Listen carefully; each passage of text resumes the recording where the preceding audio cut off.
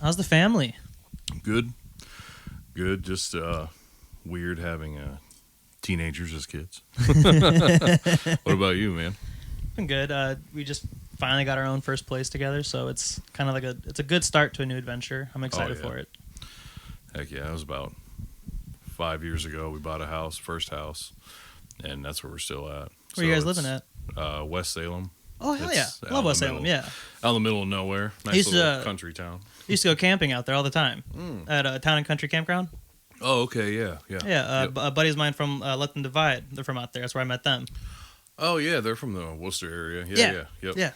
Yeah, their drummer and actually most of the band members would come to the campground. So that's how I've known them since I was like tiny. Like, Oh, I was wow. like 8 years old since I've known Yeah. all of them.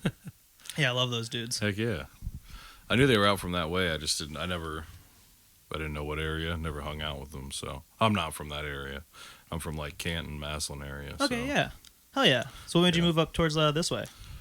Well, I met my girlfriend. We started dating probably a year or so in, and then we started talking about getting a house because she was living with her mom, and I had my own place, but it was expensive, and we ended up finding a place and went from there. So Hell yeah. Yeah, it's crazy now that it's honestly cheaper to buy a house than it is to even try to find a place to rent. yeah, it was like, I mean, I was paying over with rent, utilities, and everything. It was like $2,000 a month. Ooh, It was jeez. rough. Yeah. So now it's less than that, and it's with a dual income. So That's it's that's way better. exactly how we feel with it. Like, because we every time we tried to find a place that was cheap enough, that was like within a good price range, they had some pet limitation, and we have a cat and a dog, and our dog's yep. like right above that weight limit for all because she's an Australian cattle dog, Okay, yeah. so I she's saw her right there. above. Yeah. She's just right above that weight limit, and so we found a bunch of places that we were like super in love with, and then we'd go to look at like all the details and it'd say a dog limit this, and we're like, God damn it. Yep. So we'd call them because like the one place we found, we had a friend of ours that actually lived in that place, and she's like, yeah, I see dogs that like German shepherds and pit bulls all the time, like running all over the place. So you guys should be fine. Just call and see really like what's going on. Yeah. And so we tried to call them, and then like their front desk person wouldn't even like let us talk to like the landlord. Oh wow. It was crazy. So we're like, you know what, fuck this place.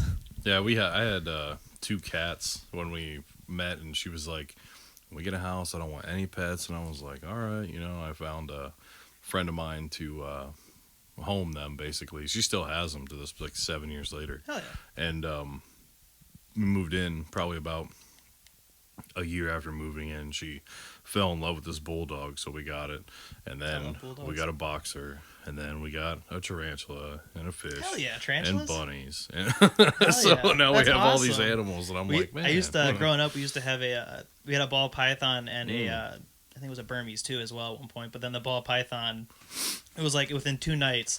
We woke up the next morning and it was in my brother's room where the cage, or not the cage, but like the tank. Yeah. and we found the ball python trying to eat the Burmese. Oh, jeez. It was insane. Those things And- always freak me out, man. My Oh, cousin, ball pythons are the perfect Yeah. pet snakes. They are super chill. Like That's they're- what I heard. You could buy a hat for them. Like if you bought like miniature hats, you could buy a hat. Like we had one time, we had a cowboy hat that we tied onto its head, and it would just That's be awesome. slithering around this little cowboy hat. Just making it look less vicious. Yeah. Oh, yeah. And they would just like curl up, and they would just kind of just lay there. They would Oh, be like just, a little tiny. Like yeah. a little, Yeah. So they would okay. get biggest they could get was about 5 feet, Okay. but ours either tried to kill itself or they kept getting sick and would poop their guts out. Oh, wow.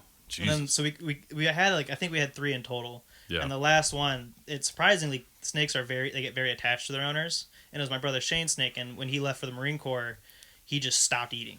Every time I tried to feed him, he would not eat. Yeah. No matter what I did. And then I went to try to feed him like a couple days later after he left, and it was like it took like a week, and he just from not eating, and he died. And I was like, oh.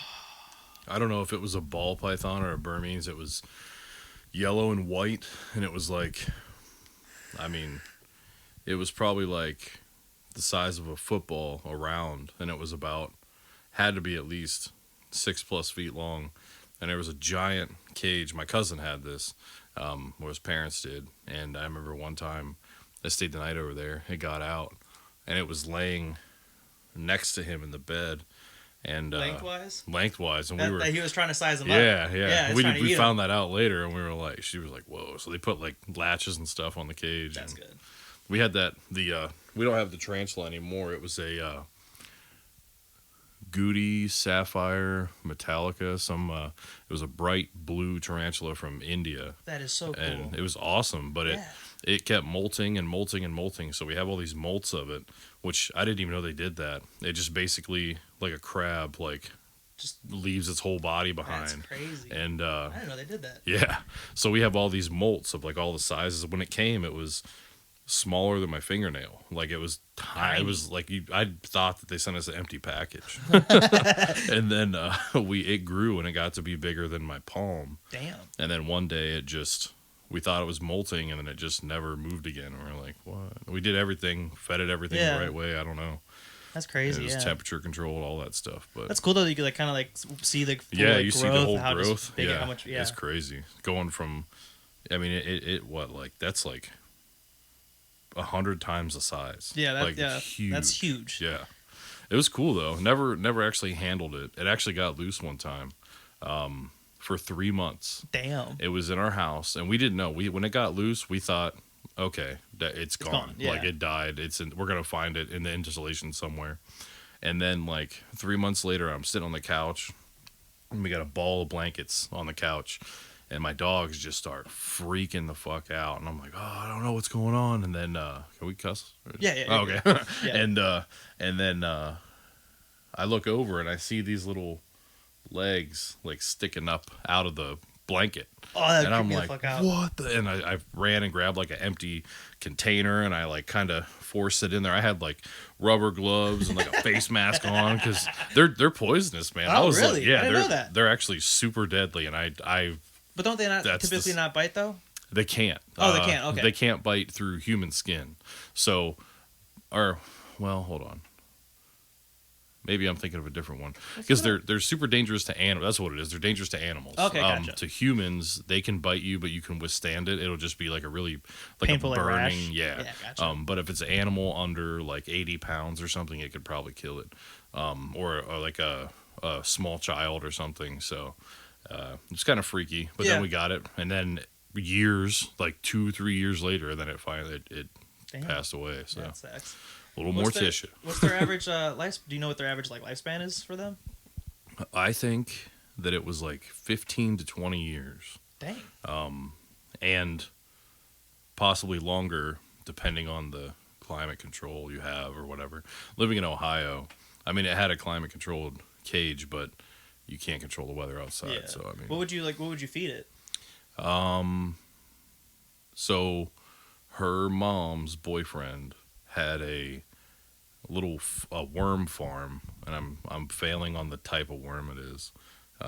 Like those little white worms with all the feet. Like I can't think of what it's called. Silkworms?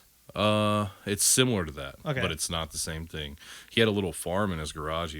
He bred them, and we fed him that and crickets. Then there was actual like food you could give it, but it never liked it. She always liked the actual living stuff. So yeah, there was when we first got our snakes, we would try to feed it because they tell you not to feed it like live food.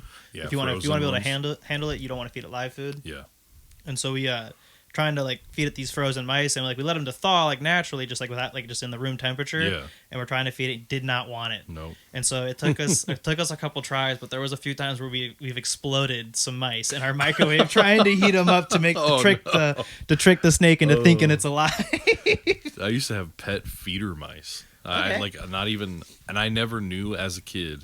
I never put two and two together that they're feed other animals. Yeah. But I got those as pets. Look at these little white mice with red eyes. I think it was like the second time we got the snakes. They came with one of those mice, and my brother Sean's like, "No, we can't feed them alive." But we couldn't. We weren't gonna because they were alive. We couldn't feed them anyways. And it's like, well, what do we do with these mice? So is that for like temperament, like to keep them from? So yeah. So if you feed them like live food or something that moves around in the box, if I went to because you feed them in a separate than their normal tank. Mm-hmm. So if I was going to try to pick him up from that box, if he sees my hand moving, he could possibly attack my hand, thinking that it's food again. Okay, yeah, that makes sense. It's to help make him easier to handle from the cage or from the feeding box and just from all that to keep him kind of a little stuff. more docile. Or, more timid. Yep, that makes sense. Did you have any other different kinds of pets like that, or was that like the most? That was probably the most there? like exotic pet we've had. At one point, my brother did get one of those the lizards that change colors. Oh, chameleon. Yeah, chameleons. Yeah. He had one of those when he was living in Japan. My buddy's real big into dragons in the name. I can't think of what it is. Bearded dragons. Bearded dragon. That's it. Yeah, my brother's boyfriend has one of those. That thing is so cool. It is. They're pretty sweet, and they're like they get super attached to their humans too. Yep. But usually it's just one person, so he takes care of them. But I mean, the one he had before was like the size of a small dinner plate. Like it was huge. Damn. But it was cool. He had it for like 8 years or something like that. It was big as hell. And when he tried to move it from Texas to here, it just couldn't handle it. So I want to get recently got one.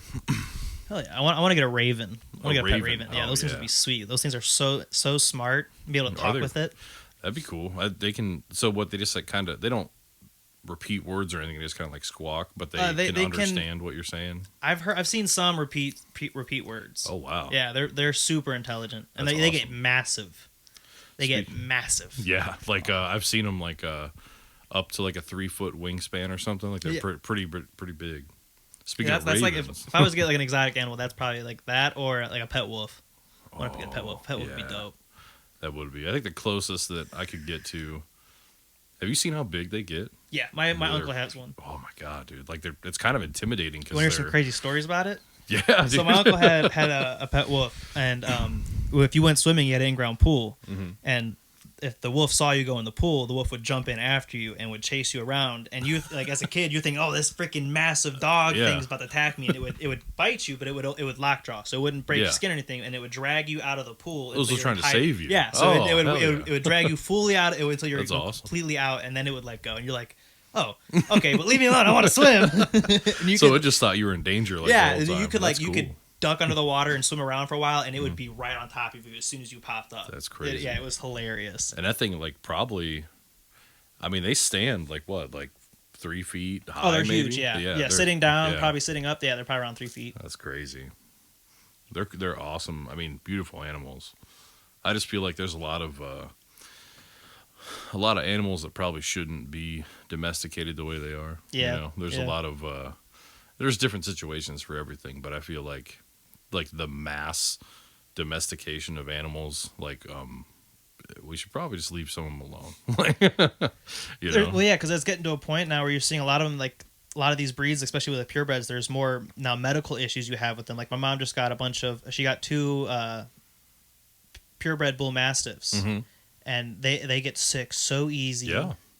They've already had a few hip problems, I think, from what I've been seeing, but they're huge. Oh my God. Yeah. Oh, dude, mastiffs. I love mastiffs. We've had them for a couple months, and we got them from puppies, and they're now sitting up. They're like 3 feet. They're huge. I call him my son. He's technically stepson, whatever, but I call him my son. But my son's dad, which sounds weird, but he has a Great Dane. He got as a puppy, and as a puppy, this thing was as big as my bulldog at like 3 months old, and now if it stands up, it can put its hands on my shoulder, and his head is taller than me. And I'm 6'4", so like Jesus it Christ. is huge. That is so big. So he puts it in the back seat of his car. He'll take the dog with him to pick up his son or whatever, and you just see him like filling the back seat. Like the funniest thing with those big ass dogs, though, is they always think they're lap dogs. Yeah, yes, they do. Our bull my mom's bull mastiffs.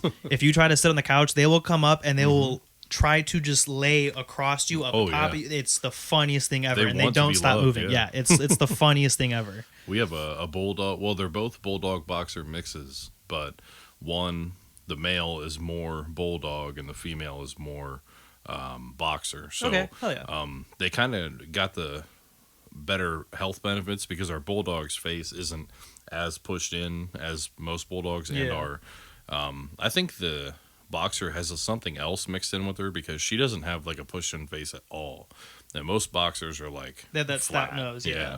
But her nose is pretty pronounced, so they kind of benefited from that mixture. But we rescued the bulldog from a Amish puppy mill, which don't even get me started on What's an that. Amish puppy mill? It's literally exactly what it sounds like. They will find a purebred dog or two, and they'll breed them, and then they will just lock these dogs in cages and sell them from astronomical prices. Oh, okay. So I thought they were like using them as like work dogs for the mill. I was like, no, a puppy mill is basically like where they just house the animals, but they don't actually take care of them. Okay, that's messed up. Yeah. So, and there's a lot of like, I got into a discussion. I'm going to call it a discussion with somebody on Facebook that was posting about breeding animals and this and that and the other, and they said something to the effect of, "Yeah, we need to stop these breeders that are only in it for the money." And I was like, "Wait a minute, what other reason is there to breed purebred animals besides money? Like, there is no actual." Well, I mean, I can see if they're like if they're a show family, if they're a family that does showing, I can see them doing that. Yeah, but that's also inherently for money. Like, okay, that prize money, yeah. You want to win the prize money, you know what I mean? Yeah, I get what you're saying, yeah. So I'm like, you make the money off of, because like French bulldogs, they can't procreate on their own because they can't. A lot of them have to be inseminated, and then a lot of them you have to have like a C-section done. They can't give natural birth. Why is that? They're too small. They're like the way their hips are just are I would say designed, because that's technically how it is, because we've as a culture we've bred them to certain, they can't. They don't. Isn't that crazy? How they were at one point these purebred wolves, and then now we have these pugs. Yeah, we have chihuahuas. We have all this stuff. Yeah, and that comes from a wolf. Yeah, from a wolf, man. And there's like hyenas that even like back there are people that are trying to breed hyenas down into like a I don't know what you would call it, like a domesticated animal for a home, but it's not a hyena. It's bred with other animals, and then it's bred within that animal. So let's say they take a hyena and a Doberman Pinscher, and then they take that breed, which is half hyena Doberman Pinscher, with a bulldog or whatever they want, and then they take that and they just breed it down and down and down and down to this thing that has this hyena bloodline. And but they're even. I think hyenas are more related to cats than they are to dogs. I'm not sure. I'm not like an expert on this stuff. So I wonder what they would be, because I think they would be a canine. It could be. I really don't know. Yeah. I don't know for sure. I have to ask Karen. Yeah. I have to look it up, because I was listening to Joe Rogan the other day, and they were talking about these foxes that were used for like their fur as a fur farm. Yeah. But the scientist was using them. They took like a certain number of them to do this study to see how quickly they would their looks would change from domestication. Oh, okay. And they'd actually within like a certain amount of generations, they already were getting like the puppy dog style eyes, like the bigger eyes, the shorter snout. It was super quick that it took for them to just start having these same features that we see in the dogs that we have nowadays. It was super crazy. Well, we can do that with. I mean, you can basically like build a baby now. Like really? You can go in and you can pick. You can go to a sperm bank and you can pick the person with the traits that you want your child to have, and they can take. Basically, it's not AI, but it's some kind of computer generated thing. They'll take your blood sample and this blood sample, they'll put it into a machine, and they'll show you this is what your baby will possibly look like. And people can basically just build a child and then inseminate it and then birth it. How do you guarantee that they'll have these no traits, guarantee, though? Yeah, but they take the strongest traits. I can see like physical looks wise, but like personality traits. No. This is all physical. Okay, physicality. Gotcha. So they want I want my kid to be strong and I want my 6 foot, blonde hair, 200-pound football player. Yeah, exactly. And then you can people will like pick that, and that's insane, man. That's like people are playing. Playing God or whatever you want to call it. And I think that's going to come back to bite us at some point. There was a person I went to college with, and they knew someone that was born that way. Yeah. And they called him, what was it the fuck they called it? It was funnier than hell. Test tube baby? Yeah, that's what it was. It was test tube baby. That shit, when they told me that, I started crying laughing. I was like, what'd you just call this person? And I'm like, what does this mean? I think that there's definitely good that comes out of it. Yeah, there's people that can't naturally have children, and they just go and they're like, I just want a child. Someone that's gonna be healthy. Yeah, exactly. I completely see that side. Yeah. Yeah, they pick basically. Give me somebody with strong genes. I don't care hair color, eye color, any of that. I just want them to not have like a family history of health problems. Or if you know that you have a family trait of like, oh, my family's known to have this specific cancer, you can try to eliminate that possibility. Yeah, no, that's there's definitely benefits to that. Oh yeah, exactly. And you're basically just like a human incubator, like, you know, and you can actually pick like, so as far as I understand, and like I'm gonna 100% say I'm not an expert on any of this stuff. As far as I understand, you can take an egg and a sperm and you can implant it into a person who has no genetic anything with that, and they can grow the baby inside of them and then give birth, and that baby has actually no genealogical connection to you, but it's you birthed that child, so you're like a human incubator at mentally. I wonder how would that feel for the person that gave birth, like because you don't have any actual relation to this thing, but you feel like it's that connection that even though there's not like your blood running through its but there's like in a sense of trauma bond with that experience. You're bonded for life, you know, and that child, it's gotta be hard to give them away whether they choose to tell them or not. It is bonded to their parents either way. So but yeah, I mean, and they do that with animals, you know, they're doing it with their crossbreeding. There's a lot of cool things they're doing with body parts. Like, have you seen like the mouse that's growing like a human ear on its back and stuff like that? Yeah, they'll take mice and they will, I don't know the process, but they'll do some kind of gene therapy, hormone therapy, where they'll actually grow human cells. They introduce that into the animal. It'll grow like an ear, or I don't think they can do anything like eyeballs or fingers or nothing like that, but they'll grow like an ear on it. So somebody who is in, you know, like the war or something, or some kind of accident where they lost their ear, they'll grow it and they can attach it to the person. I mean, you got to take medicine for the rest of your life to not. Your body wants to reject it, yeah. But I mean, that's pretty cool. But I've been seeing that there was like 3D. You can 3D print organs now, and that there's meat farms for and they've been actually been able to, from like a tissue sample, they can now read through like some kind of process, now grow human meat and like and every it looks like a slab on a petri dish that they're growing whatever they want out of it. They'll take like I think. Another thing that is pretty cool, but also scares the hell out of me, is they just did their first human trial on the neuro implant that you can, you know, basically your brain acts like a Bluetooth receiver, and you can access like things. Stuff? Neuralink, that's it. Yeah.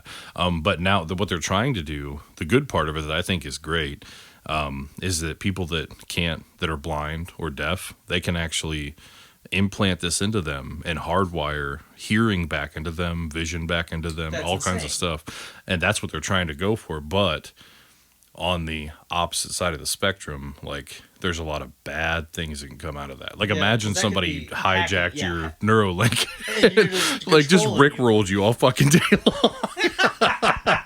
I would hate my life. Like, you just 24/7 on a loop, you know. That would be the funniest thing. It would suck if it happened to you, but if I heard that happen to someone, I would be crying laughing. I would, yeah. It's like, it's, you know, and there's like that line of like, where it's funny because it's not happening to you, but then if it was like, it's like detrimental. Well, like the thing that my thing is like, if that's like with the Neuralink, with all the access it has to, and if it's able to rewire your senses to where you can possibly see again or hear, what other access data wise is it pulling? Because I mean, data in a sense with how computers works, from my understanding, is just electrical movement. Right. Yeah. So that's what your brain is. It's all these synapses of electrics. What else can someone, if they're hacking into your Neuralink, what else can they access? Can they access memory? Can they I think that's kind of the underlying thing. Like, they want to get deeper into your cerebellum and like pull the information out that they can't get you to physically give them. That might be part of it. I mean, maybe they want to find out exactly how the human brain works, or maybe access the higher portion of it. You know, I was thinking about that, you know, because they say you only use about 1% of your brain. Oh yeah, on a normal person, like a higher functioning person is up to like 5%, or I'm just throwing numbers out, but it's, you know, something like that. I wonder what conscious would be like the conscious state would be like if you had the full 100% power of your brain. That would be I think it would be awesome, but you think also it'd be close to like what it's like tripping on like LSD or like mushrooms. Or, I mean, we watch these fucking superhero movies, man. I mean, it could be some stuff like that. Like you can access points of your brain that can cause you to levitate, or I mean, I don't know. When they first idea. discovered the chemical compound for LSD, they wanted to call it telepathine because that you had these telepathic kind of. Everyone has these similar, very same experiences where you go to these same exact realms, you're meeting these similar deities that that these people see. Yeah, I feel like there's some kind of connectivity between everything, Oh yeah, I guarantee you. They say that within, I think it's something within string theory. Do not quote me because I am not a scientist. Yeah, no. But I just watch a lot of YouTube. I'm gonna hold you to it, honestly. Yeah, YouTube's got all the facts. You know? Right. YouTube's never wrong. Never. But they say that with that vibrations is really the understanding of everything, and that everything has a certain vibration.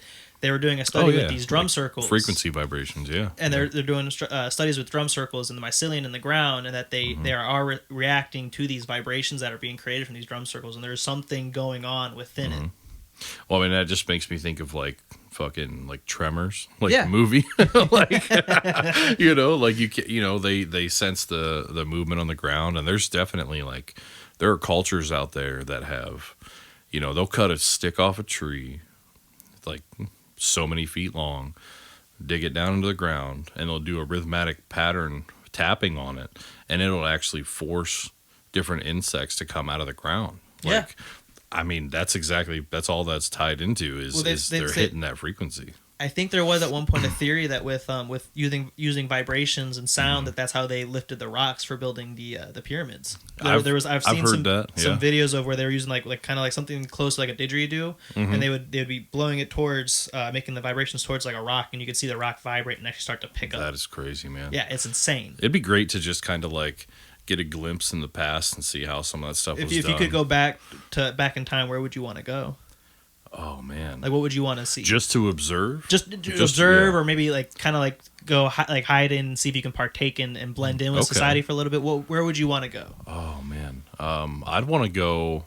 Honestly, I'd want to go as far back as I could to basically somewhere around the beginning of human existence. Like see just to see how everything kind of progressed and see how they came up with these ideas and what they did, because I mean at one point we were all barbarians basically. Like we were just here, we didn't know what we were doing, we had to figure things out from what we understand. I mean, but like how did that process go? How did you go from a cell in water to a full ass human, and then sweet.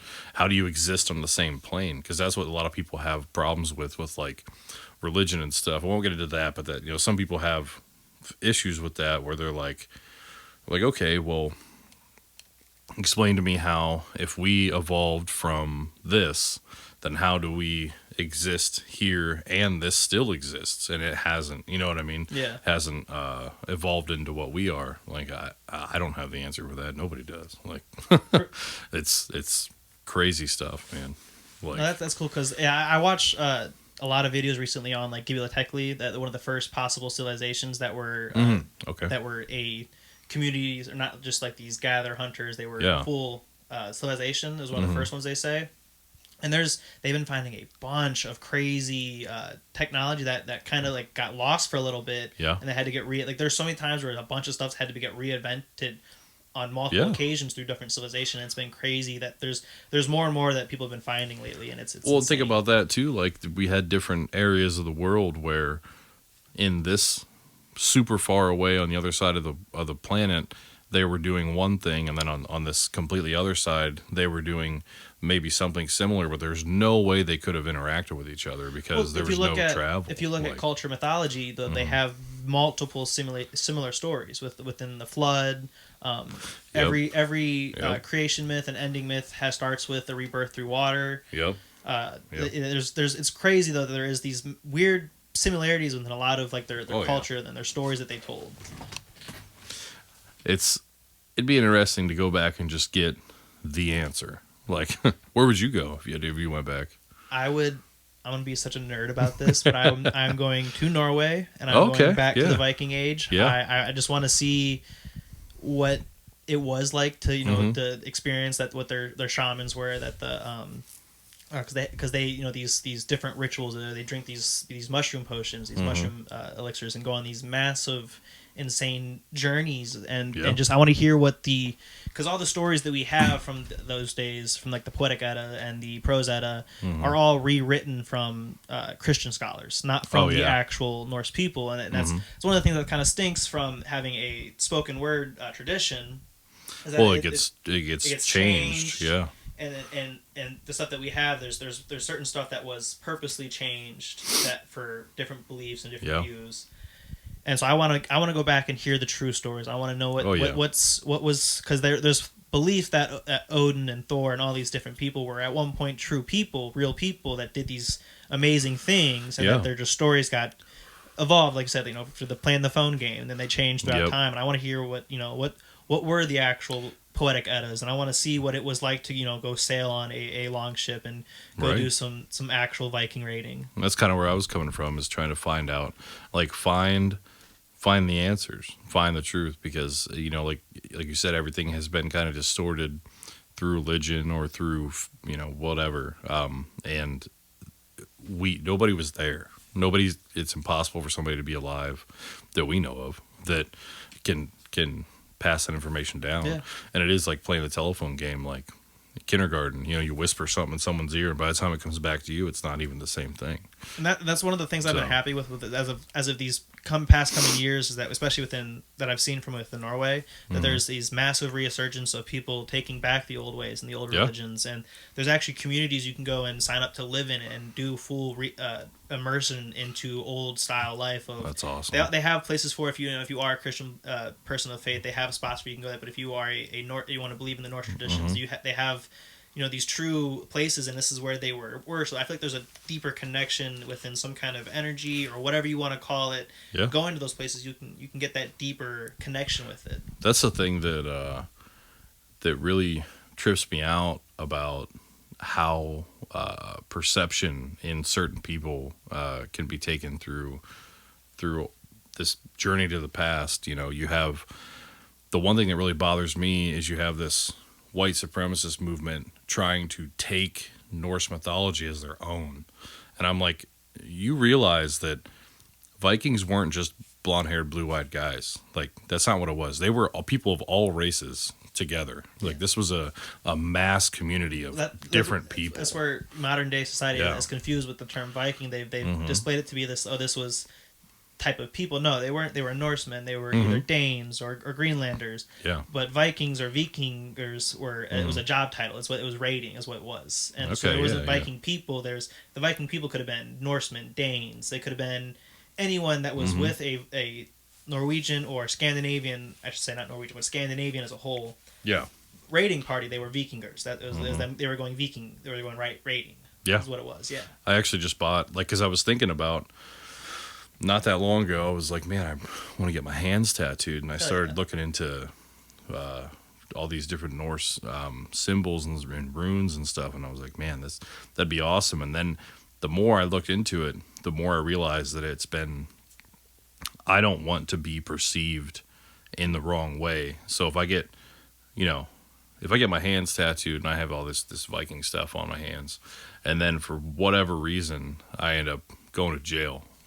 I mean, that just puts you in an Aryan gang now, like you got to be very careful with which runes you use or which sigils, and it's the thing that sucks is that they've now ruined it, or not just ruined it, but distasted what used to be something that was beautiful, that was pure, that was just about being earthy and loving each other.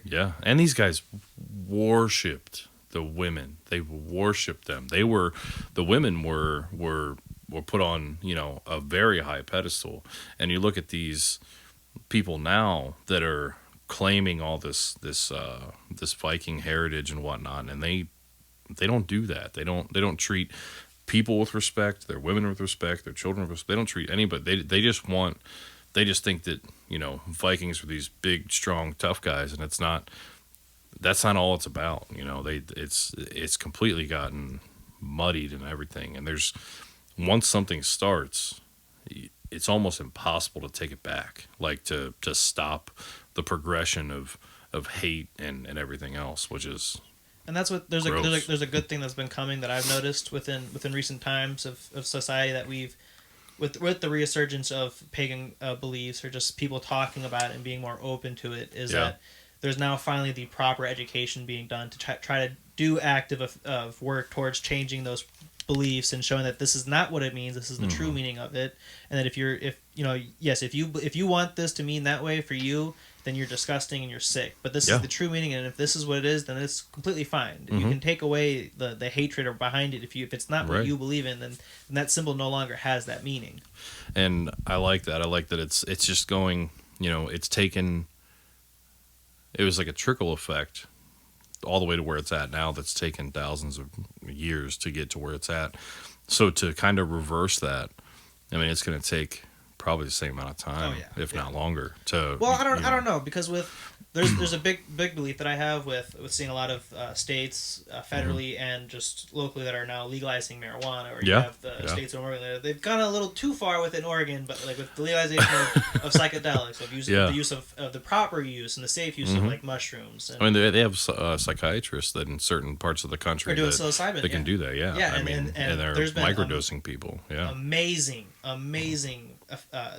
stories that I've heard of people having amazing transformative experiences where they went from being the most depressed, just down, like they wanted nothing to do with life. They were just sitting at home doing nothing, wasting away, and they did one of these experiences, and now they're the most happy, smiling all the time, outgoing, they're now happy again, and it's amazing that these. Why would we not want people to have them? They grow naturally with DMT, it's a natural plant, peyote, mushrooms. I take lion's mane every day because I have my family on both sides of my family. My dad on my mom's side has a long history with Alzheimer's, and I have probably one of the worst memories. And my sister started doing research and was like, "Hey, take these capsules and try it out and see what happens." And I've taken them for probably like 2 months now, and I can already within the first month, like I kind of. It's like I can feel this rewiring of my brain, allowing me to hold on to information, which I normally wouldn't be able to do. And I've kind of been getting into more like trying to be more healthy, trying to do what's better. And the problem with that is there's so much misinformation about stuff. You can't just.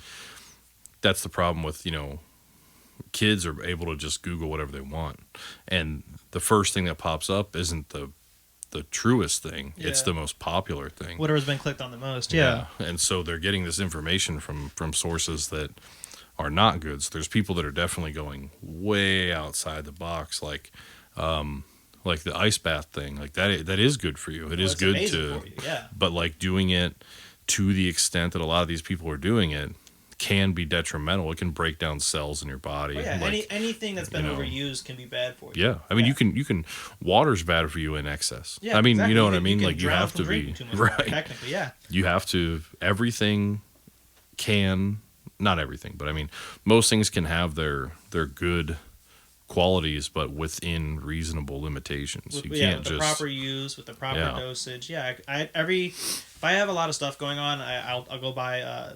And that's the best thing about them is you can buy them. They're legal right now. You can any kind of head shop that you can find it. If they have them, they're legal to buy. They're called caps. They're Amanita muscaria mushroom gummies. Oh, okay, yeah. And I take 5 grams of it, and it's an amazing experience. It's an amazing trip. But I'm finally it quiets everything for me. I'm able to process stuff. Finally, I can fully think about what's been going on in my life, and by the end of it, I'm feeling better. My head's clear again. I can focus again.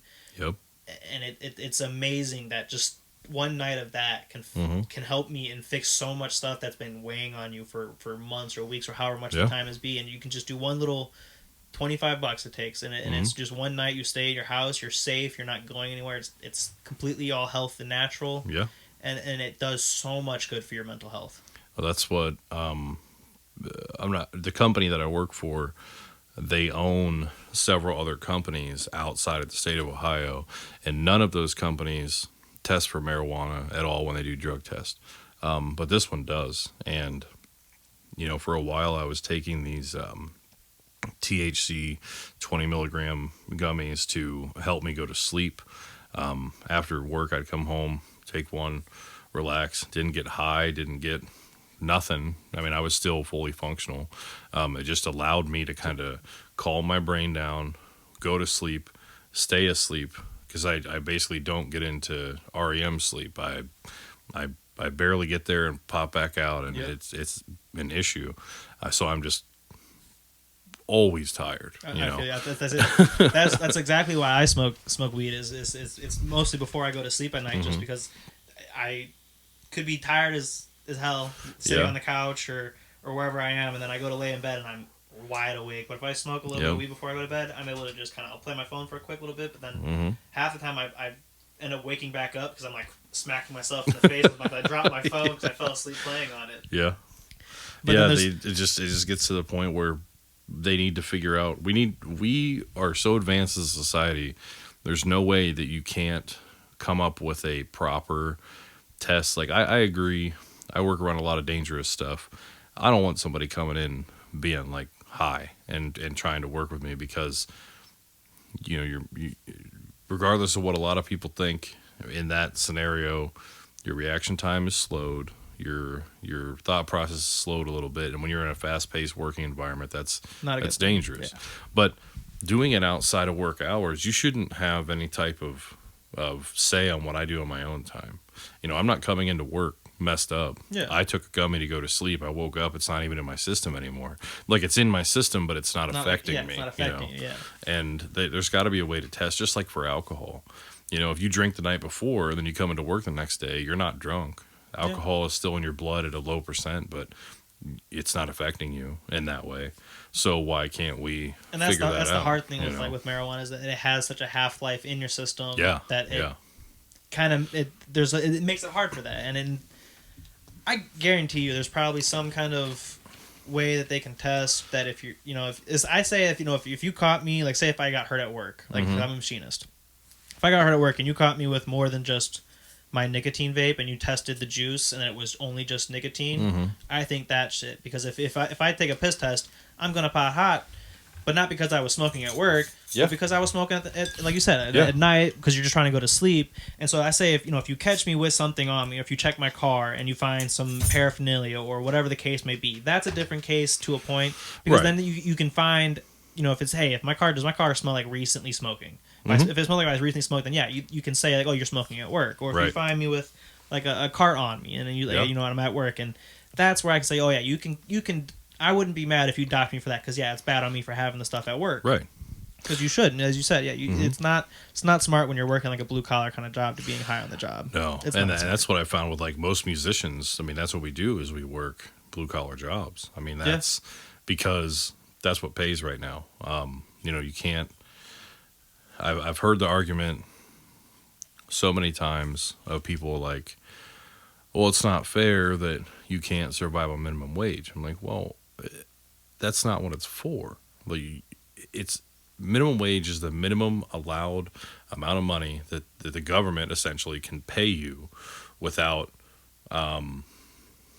essentially being cruel or whatever you want to call it. It's not designed for you. You shouldn't be able to get an entry-level job at McDonald's with no skill required and then be able to make $60,000 a year. Yeah, exactly. It's just not. That's not what it's for. It's for high school kids, retired people, and I have nothing against those jobs because they help make the world go around. But it's that specific job is not designed for that. If you're 35 years old and you're working a minimum wage job and you're wondering why you can't get ahead, there's a lot of steps that you missed to bring yourself up in the world to get to where you're at. And even on the economic side. Yeah. Looking at it, if we raise minimum wage, how they want to, with making everything at 18 for minimum wage. As soon as you do that, you're still not going to be able to afford that milk or that whatever years you were complaining about beforehand, because everything rises together with it. Yeah, exactly. Like if you can't afford things now, if you're making $20 an hour, a loaf of bread's going to cost $10. And I think I think what we've been going through right now has been a wake up for a lot of people that were having that argument where they're like, let's raise this, it won't affect the price of milk. I'm like, yes it will. You seeing it right now. Everything's so expensive because these companies have to then pay all of this money for their employees, and their bottom line starts raising.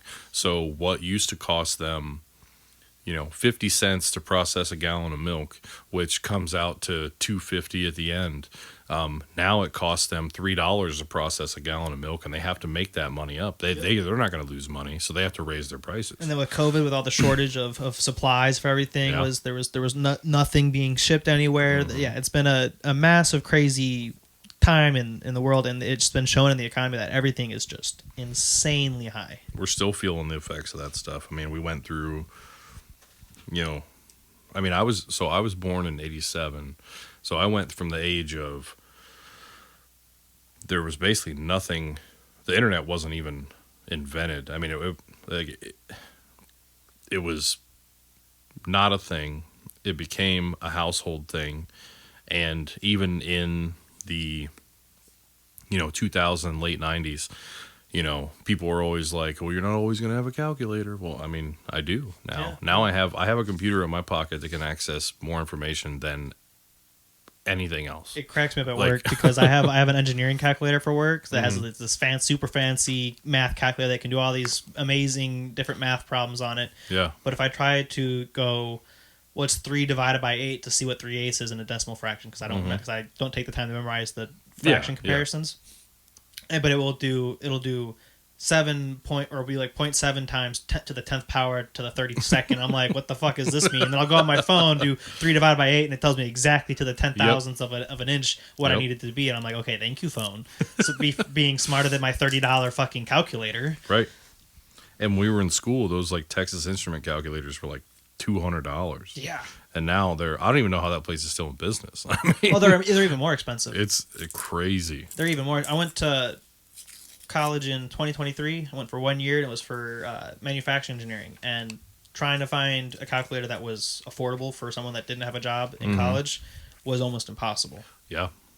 That's the other thing is the debt to income ratio with a lot of this stuff. I mean, I didn't go to college. I did a lot of I did get lucky on a lot of stuff. I mean, I kind of lucked my way into certain things. So I'm never going to say, I'm never going to downplay that. But I'm doing a job now that a lot of people had to go through a lot of schooling to do.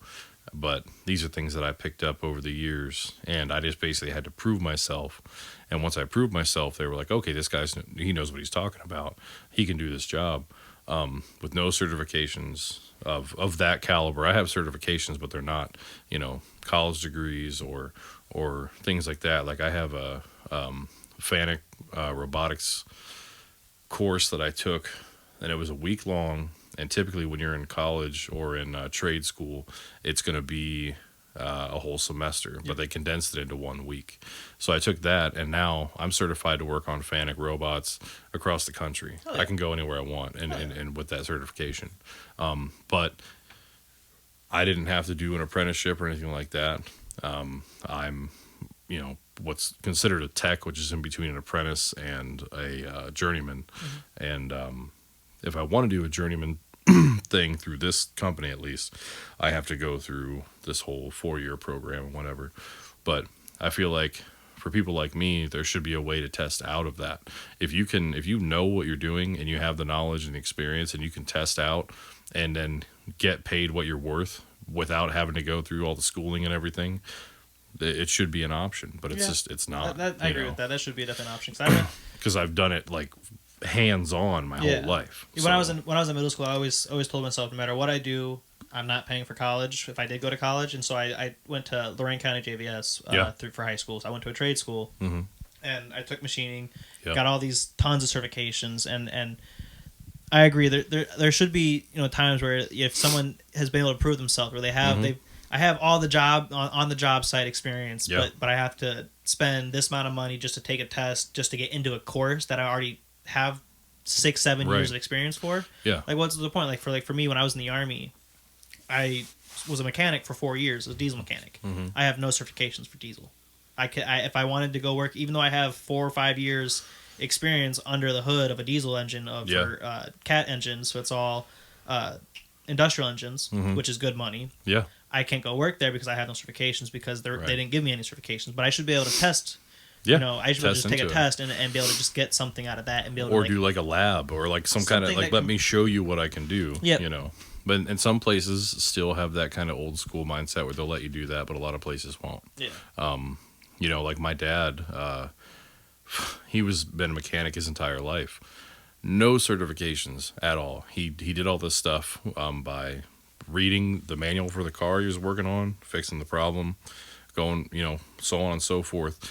And he was a lead mechanic for this huge company, and he wasn't getting paid what he deserved. And he was like, hey, I'm outperforming and bringing all this money to this company, and I'm getting paid less than this 20-year-old kid that just got hired because he went to college for 2 years and has an ASC certification and this and that and the other. He's like, so we need to figure that out. And I'm like, well, you don't have these certifications. He's like, I don't care. He's like, give me a test. I'll take the test right now. And they wouldn't do it. So he went and found a job that would do that and got paid. It came out to be, it was like $13 more an hour than what he was making just because they tested him into it or whatever. So I agree with that because when I was in my schooling for the Army to be a diesel mechanic, you know, we had guys that were, you know, these super genius when it comes to mechanics, but we had these guys that they would just let pass by, but they couldn't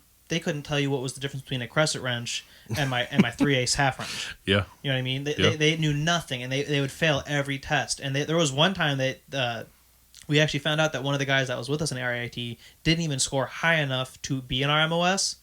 And so they had to quickly, and this dude's been failing the entire time. So my logic was, oh, this dude doesn't score high enough to be here, and he's failed the entire time. Recycle his ass, kick him into something that he's going to be useful in, because this dude's not useful in this. 88 Mike, truck driver. Just, exactly, do something that, you know. Exactly. Anybody, but they BS'd his way through some kind of waiver into the RMOS, and then gave him the best duty station. They sent him to Vilseck, Germany, where we all wanted to go, and we were so pissed about it. But yeah, this dude, they let him pass through, and that's where it's like, you could have guys like that, where you have so much hands-on experience, but they can't take this test and be, you know, paid this equal amount that they obviously deserve. But someone that knows nothing, but because he went to school and passed these tests, can make this, and this, and have this access to so much higher positions. Yeah. Just because he went to some school, and it's wrong, especially in the blue trades, because it's all hands-on stuff. Most people that work in blue trades are ADHD kind of people. They're hands-on people. The only way they really learn isn't from someone telling them something. They got to go and show me real quick, but then let me get my hands on it real quick. Give me a rundown and let me figure it out myself. Exactly. Like, all the safety protocols are there. I know what to do. Just explain to me what the problem is. Let me fix it. Let me find my own process, because it's going to be way easier for us to make this work and go quicker if I can find my own process and do it. Right. Yeah, there's a lot. I'm taking advantage of all that stuff now, because now I see that you have to have all this stuff on paper. So I'm taking all the information, and they're paying for it. So I'm like, sweet, you want to pay the $8,000 for me to take this one course? Go ahead. I'll take it, and I'll have that under my belt. Yeah. And then whatever I do from here on, I'll have that. You know. Yeah. You can't take that away from me. Like I've done it. But it just sucks that you have to be that way. I'm a terrible test taker. Like I hate tests. Awful. Like when we did the robot class, I was in there. Things that I didn't even know I could do, I was doing. I was programming these robots to write messages and do all kinds of different stuff. Yeah. And I was like just following the code, just following what needed to be done, and I could do it, and I could ad lib and do whatever. But then when you go to the test and it asks you, it's got this super complicated formula. Like, I can do that in my head, or, scratch it out on a piece of paper real quick. But when you throw, a time test at me, and I'm like, wait, it just makes everything kind of disappear for a second. And I feel you there, because like with me with machining, I could look at a blueprint and do all this trigonometry and geometry in my head. But if you ask me, if you put a trigonometry question in front of me that I have to do like written out in paper, I have no idea where to start. Yeah. but I can look at a blueprint, look at the process of until you can. It shows me this is what you need me to do. Yeah. I can write the program from that and do all the geometry pretty quickly and write all the programs that way because it's so much easier. But if you, like you said, put me on a test and ask me these questions, I'm like, I don't know, I'm gonna fail this. Yeah. 100%. Because when I was in math class in high school, I had my headphones in the entire time. Because math was the only good class I had. It was the only one I was good at. So I would like my first couple of years, I would just have my headphones in. I would I would be like weeks ahead of everybody just doing the homework because my teacher would let me. And then the second year, she's like, "Yeah, you have to change your head." I'm like, "But this worked for me. Why are you breaking up my system?" Right. Like why do I have to adhere to your system if this works? Like it doesn't make any sense. Yeah. There's more than one way to skin a cat, and if you are trying to force people into this one way, it's not going to work for everybody. Yeah, I had my engineer at work the other day try to tell me to stop asking questions, and then I had it was like a week later. I had to go up to my boss's office with him to do my 90-day review because I just hit my 90 days there, and that came up in the conversation. I was like, oh, if I'm asking why, I don't mean it anything maliciously. If I don't understand something, I want to know. I want to understand. I want to learn. Right. And my boss was just like, yeah. And my boss will tell me, hey, I need you to go take this hydraulic pump off and do this. And I'll say, well, why do you think it's a hydraulic pump? And he's like, well, I just need you to do what I told you to do. That's exactly what he told me. I get that, but why did you come to this conclusion? Because me looking at this blueprint, looking at this information, it seems like, this is the more likely scenario. And then he's like, just do what I said. Okay, well, do what he said. Didn't work. Comes back around and it's like, oh, it's the proportioning valve that I initially thought that it was. So I love when that happens. When I do. I love it. Why did I ask you that? Why did I ask you for help again? I can't remember now. Why did I ask you for help? Right. Yeah, I agree. I think that there should be a lot less limitations and a lot more common sense and stuff. Equal access. Yeah.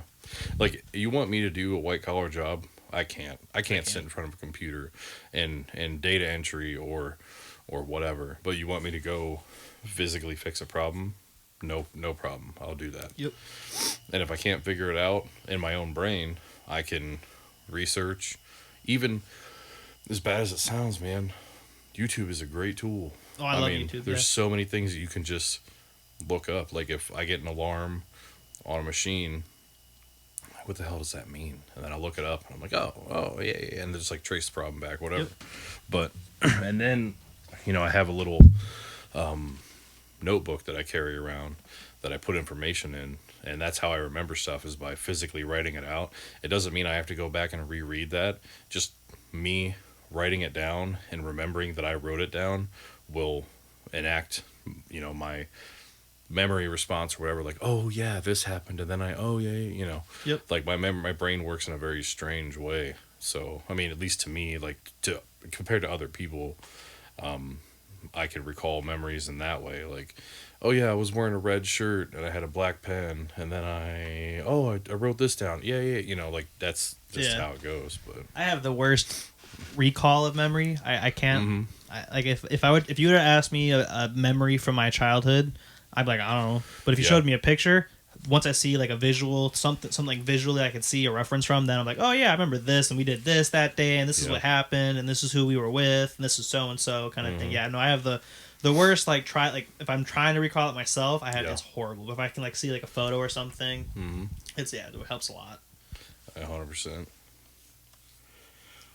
I think that this is completely off topic, but what do you think about, what are your thoughts on like other planetary life and how, because like me personally, I think that it's kind of ignorant to think that we're the only life in the entire solar system galaxy. Like, there has to be something else out there. Yeah, if it's possible for this planet to happen, it has to be. I mean, with the vastness of the universe, there has to be someone else out there. There has to be, and I feel like just by the limited resources we have to investigate the closest things to us, that's not going to give us the answers. Like, we're not technologically advanced enough to get further out there, but we have all this like black hole theory and time space continuum and this, that, and the other, and like all this stuff that we're talking about that it's all theoretical. We have no physical way to test this, at least not that we know of. I mean, there could be some, like, you know, high military complex out there doing crazy stuff that we have no idea about. I guarantee you there is. There has to be. With There's all the gotta be whistleblowing that's been going on lately. Mm-hmm. I mean, you have with, what was his name? That was the first whistleblower for the UFOs? I don't remember the name, but I remember that in the past few years, I mean, that stuff has been just cranking out. And the government literally was like, yes, we have found life on other planets. And then here's the most unredacted information we can give you about it.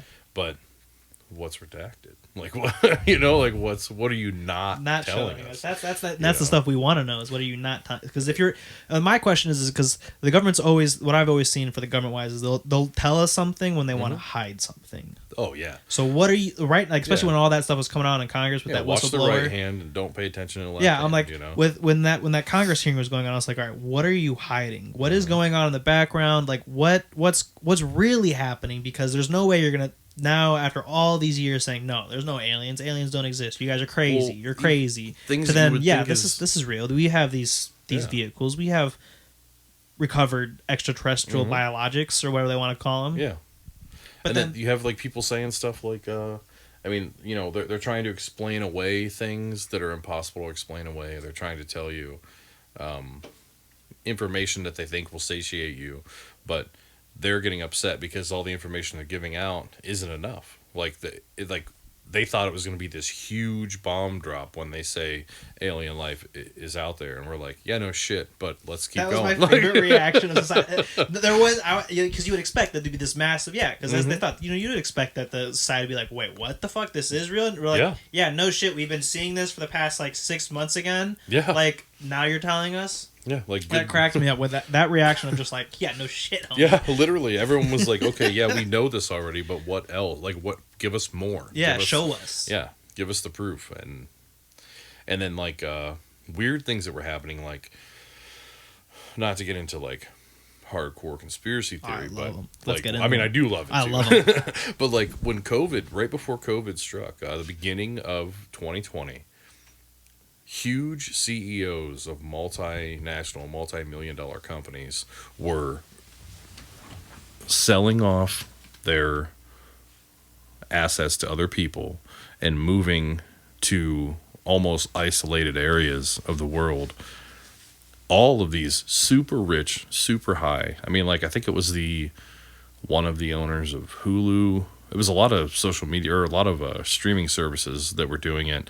A lot of tech companies, they just sold everything and moved. And then this happened, and we're like, wait a minute, they knew something. Like, you don't just do that in a mass, exodus of people just leaving, all these super rich people, and then all of a sudden this happens, and they're just living high on the hog in some fucking island that's not going to get this virus because it can't travel to where they're at because there's no one else bringing it to them. Yeah, exactly. And then you have the super proud to be unvaccinated, and you have that huge debate of like, it's this whole 5G shit, and like I mean, there's so many things that are just floating out there, and I'm like, what do you believe, what do you not believe? Like, what, I guess it's like an overload of information, but yet none of it actually is giving you real information. They're just like ideas. Sense. Some of it's just like, eh. Right. That's where I get stuck at, is like, well, this makes a lot of sense, but on the other hand, it doesn't. And then this makes sense, but it doesn't apply to this part. But this part works, but not this part. Like it's just, it's so weird. Or maybe it's not meant to. Like, maybe there isn't a through line, like a perfect A to B line between this stuff. It's more like a maze you have to kind of go through to connect these parts. All interconnected, yeah. But yeah, because why would it be so if it's something so complex like most conspiracy are, when they do, the ones that do find out to be true, they always are these complex things that have these interconnecting webs of like, this was here but then it went here and then over there. I mean, the whole Bigfoot thing. I mean, we don't have any proof. I want to believe it. I think it'd be cool as shit, but at the same time, we already have the the initial the most it was in the 1960s, the video, I think it was the 60s or 70s, the video that was released, and the guy comes out and he's like, yeah, that was just me in a suit. Like, yeah. You know, and then here's the like, suit. Yep. This video that people have harped on forever and ever and ever, and they're like, oh man, yeah, this is, and like, and then it was all disproven by this one guy saying that. But was he telling the truth? I believe there was. I don't think there's any alive today. But I think there was definitely at some point something, because there was finds of the Gigantopithecus, I think is what it's called. Oh, I never heard of that. It's a bipedal ape-like species that was they think was one of the links in between, or like a cousin to Homo sapien. Yeah.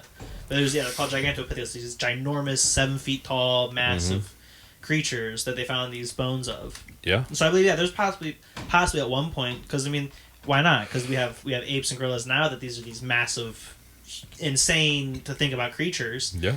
Why wouldn't there be? Well, we also think about it this way. If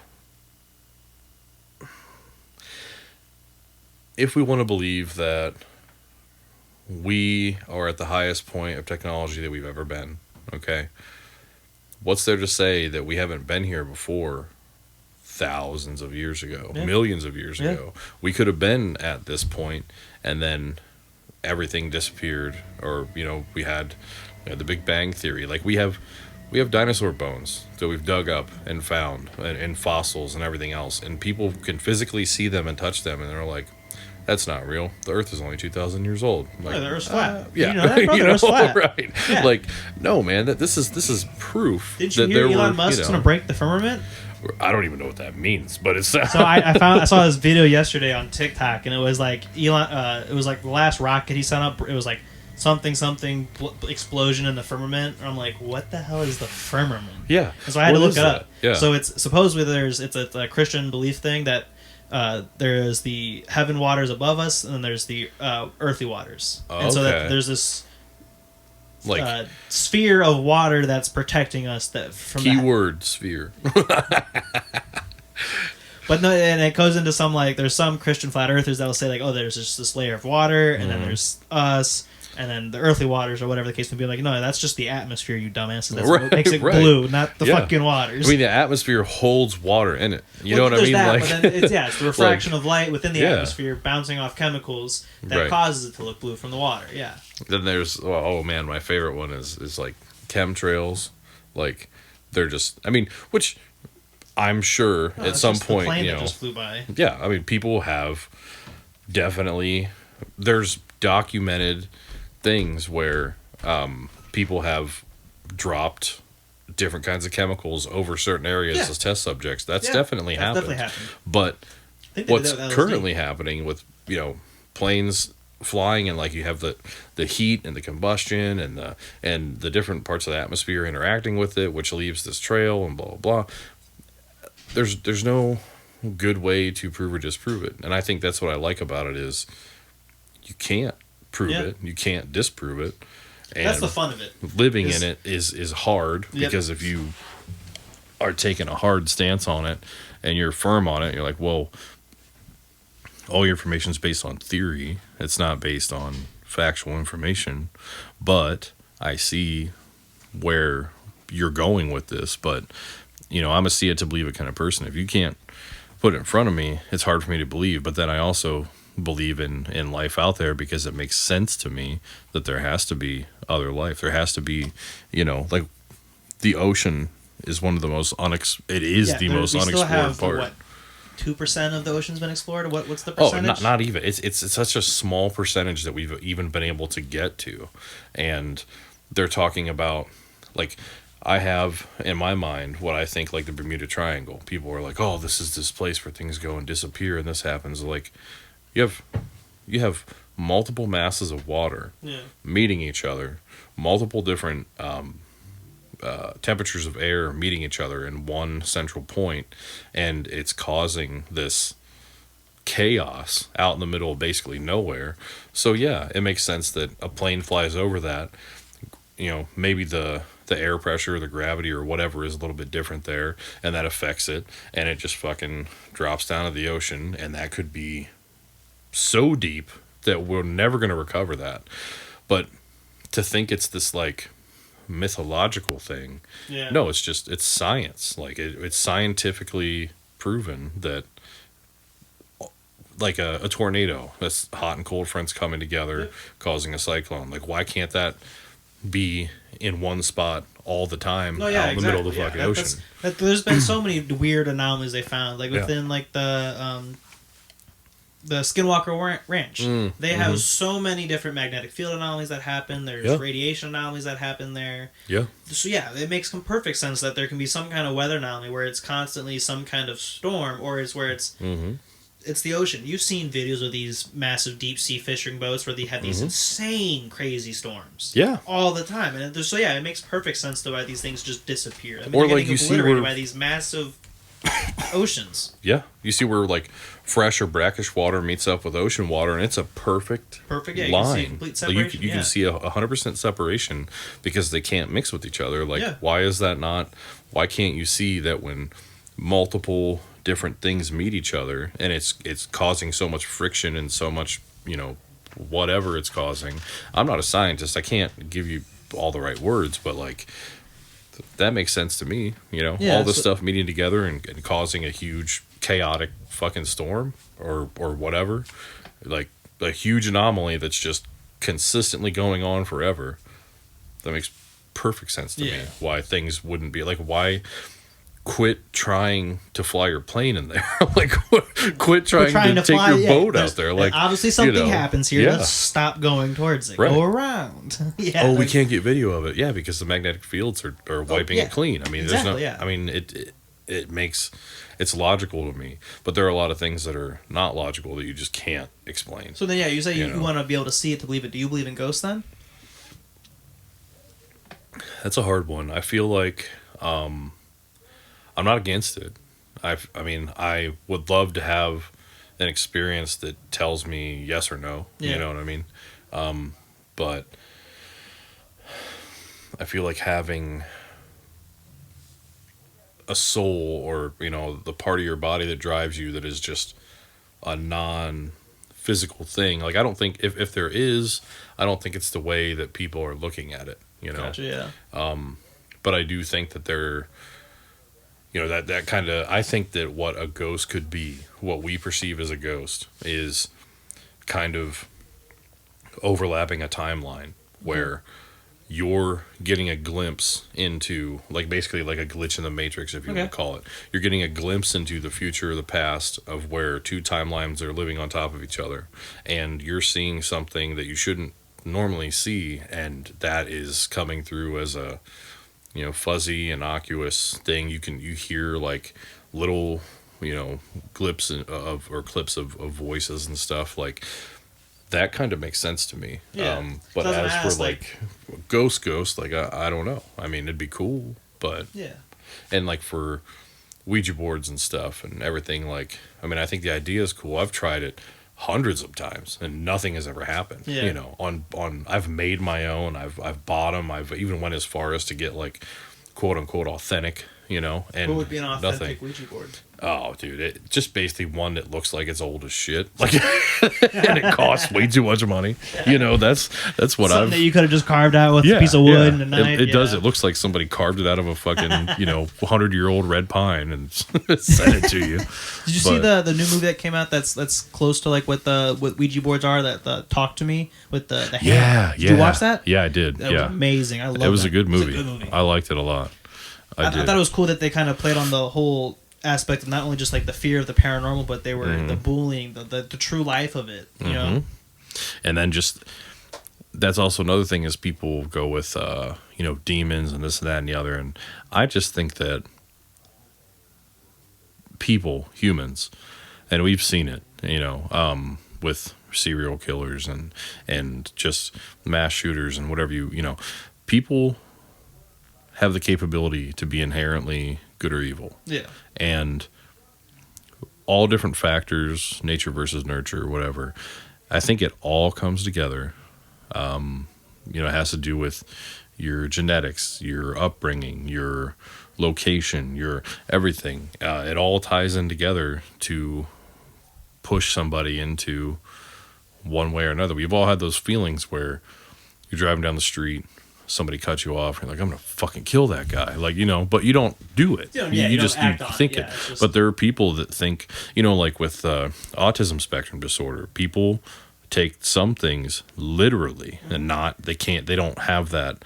They can't understand what sarcasm. They can't read it. Yeah. So like if they have a thought, you know, there might be a different type of what we would call a disorder or whatever that's going to cause somebody to have a thought and instantly react on it and be what we would consider irrational about it, and then people want to say, oh, he was, you know, taken over by a demon or this and that. No, like it's just the way that his brain or their brain, and I'm not excusing that, I'm not saying it's like good or anything, I'm just saying, you know, there's no like evil entity that's inhabiting somebody that's making them do that. There's some scientists believe that possibly what caused the witch trials was ergot that got in the bread.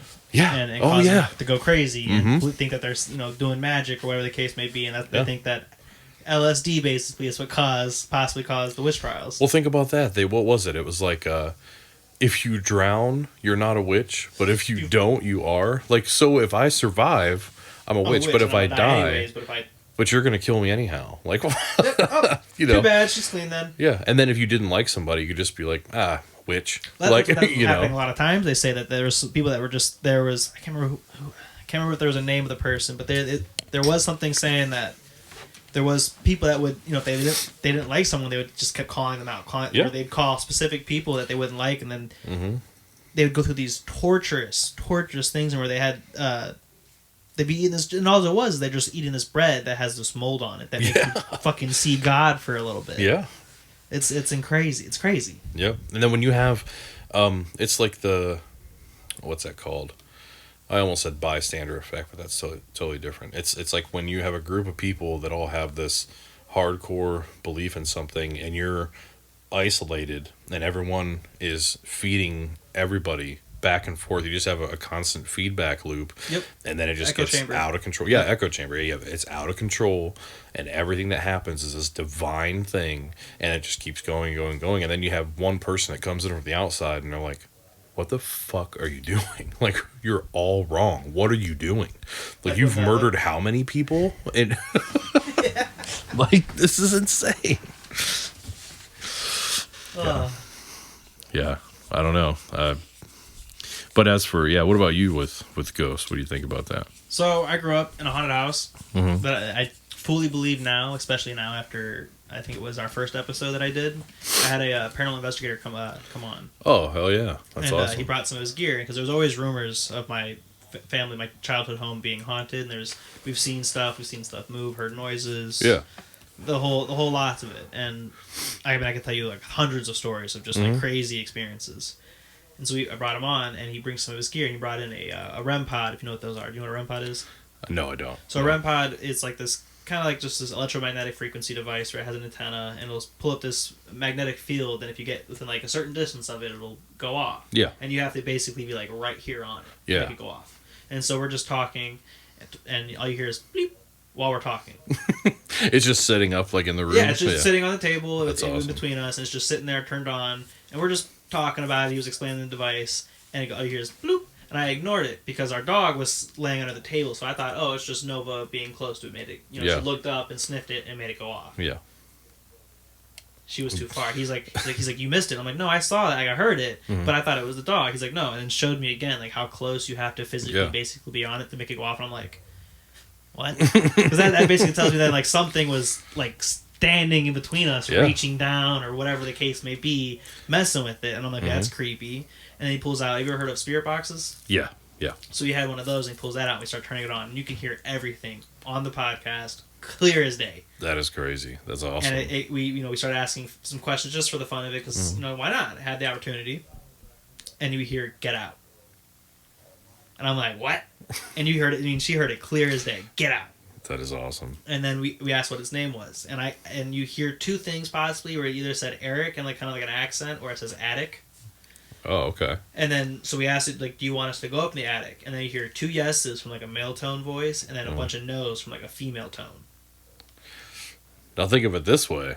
Think of it if there were, like, interdimensional planes crossing each other, and you know, let's say there's a different reality being played out at the same time, and they also have this spirit box, or they're trying to do the same thing or whatever, and you're communicating with this other line, and they're like, dude, I'm gonna fuck with him. Like, go to the attic. Like, you know what I mean? Like that's what I would like. That would if be you know what I fuck. mean. You know, there's theories of that though. Because there's I can't remember what the theory is called, but they have confirmed 13 possible alternate realities. Yeah. And so that there's been I've heard many theories of that. That's possibly what's going on. There's either it's this we're crossed this weird timing where you can. It's essentially string theory, like where everything is they're all on different planes happening at the exact same time, but they're playing out. Observed at different locations, yeah. Because as soon as you observe something in string theory, it changes. Yeah. Yeah. Well, they also say, like, every single choice that every single person makes alters reality. Yeah. So, if you think of it in that sense, there's an infinite amount that could be happening. Because, you know, there's the reality where, like, I came here today. There's a reality where I didn't. There's a reality where whatever somebody else did. There's you know, and they could all be living on top of each other. And at a certain point, when there's too much friction or too much whatever, it's all blending together.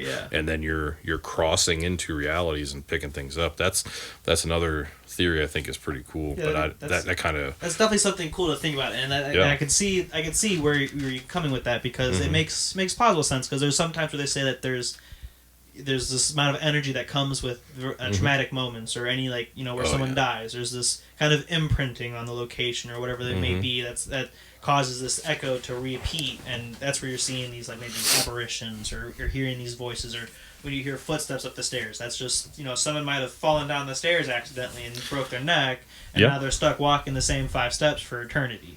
But then, you know, the thing that kind of makes me question is, like Auschwitz, you know, all these people were murdered there. But from what I've seen and heard and researched, there's no paranormal activity in that area.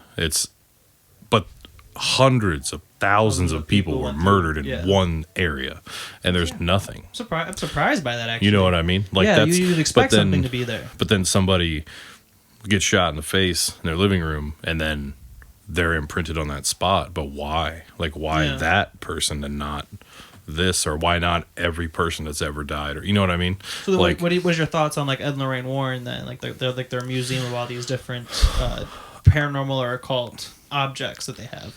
Those two, there's good arguments on both sides of that they were frauds. There's good arguments about that. Doesn't mean they were, but then there's also, you know, there's so much history in every item that they have. I can't imagine that it all was BS, or if any of it was. I mean, you know, it brings you back to, like, really unexplained things, like Amityville, because I think they were a part of that. They went to the Amityville house, I believe so. And they tried to do their research there. I don't know what came out of it. Lorraine did a live TV walkthrough of the house. And then supposedly the cameraman got sick, and then there was all these, supposedly there was a bunch of stuff, but then they came out a couple years later saying that, oh, this was just a bullshit story we told, they make money from. That's where it's like, and when you have somebody admitting to lying about one thing, like, what else might they have been lying about? You know, so that makes it hard, because it comes down to being a human. You know, you either you tell the truth or you don't. And but I do believe that there's possibly that certain people could have, you know, access to that kind of stuff, or maybe not spirits per se, you know, like we're saying, they could be, but you have that higher consciousness. Consciousness. You can access this other dimension and talk to someone else that's living in the exact same time, moment, space as you are, but completely different. But it could also be, you are speaking to the dead. You are speaking to, I mean, that's the fun and the hard part about it is we're probably not going to ever get that answer. You know, you either believe what you believe or you don't. I like to try to stay pretty neutral, open to I feel you, to that, because I don't want to pigeonhole myself into one thing and then it just gets obliterated, you know. But you hate it when you're like, fully marry yourself to one idea, and then this one thing comes out right afterwards. It's like, oh, well, I was completely stupid. Don't know why I believe this bull honky. Right. Yeah. 100%. Awesome, man. Thank you so much for coming out here. Yeah, of course, it's been fun. So, as you said, you're from West Salem? Yeah. And then you're in 3 bands, am I correct? So technically 2. 2? Okay. Currently, In a Rut and Dethrone the King. There was Dilligaff for a long time, but that's kind of like on a almost permanent hiatus. Okay. So why is that, if you don't mind asking? So the guitarist left. Well, originally the bassist left. He had to move to New Hampshire to get better health care for his wife, and then we got a different bassist. And then we moved practice spots actually to my place in West Salem.